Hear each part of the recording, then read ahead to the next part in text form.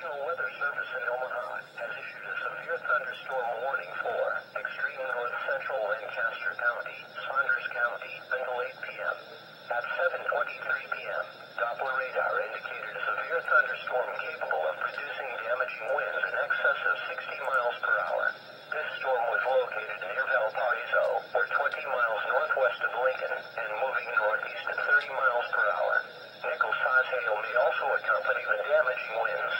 Locations impacted include Wahoo, Ashland, Reed, Valparaiso, Weston, Ceresco, Ithaca, Davie, Colon, and Memphis.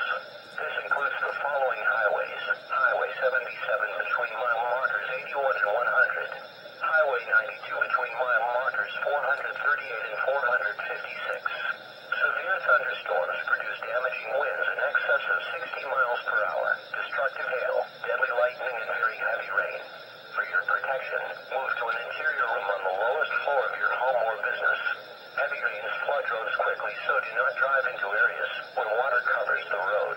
Repeating, a severe thunderstorm warning has been issued until 8 p.m. for the following counties: